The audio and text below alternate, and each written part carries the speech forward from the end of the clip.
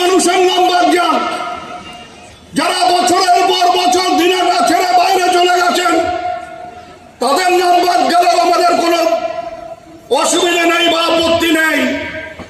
কিন্তু একটা সত্যিকারের ভোটার, একটা ভারতীয় নাগরিক, একটা দিনাটা বিধানসভা কেন্দ্রের বাসিন্দা, সে হিন্দু হোক মুসলমান হোক, তার নাম যদি অন্যায়ভাবে কাটা হয়, যে কাটবে তার নিস্তার নেই, এটা প্রত্যেকটা মানুষকে বলে দিতে হবে।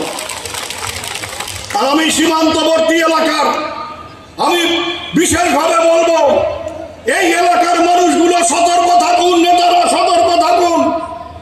নাজিরহাট, সাহেবগঞ্জ, কালমাটি, চৌধুরীহাট, সুকারুরকুটি, নয়ারহাট, এইসব অঞ্চল আর পুটিমারি ওয়ান, এইসব অঞ্চলের মানুষ তৈরি থাকবেন। আপনাদের ভোটার সংখ্যা কমিয়ে দেবার চক্রান্ত তৃণমূল করবে।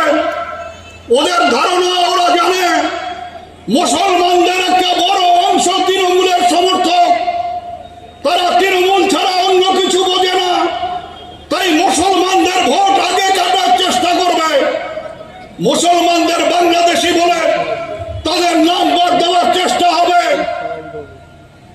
শুনে রাখবেন, যারা বাইরে আছে 365 দিন বাইরে থাকুক, আপত্তি নেই।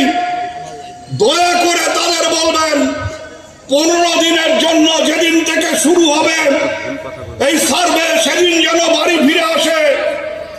এই হাসকারি যেন না করে যে আমার নাম বাদ যায়, যাক, ভোট না দিতে পারলাম কি হবে, আমরা রোজগার করিয়ে আসি।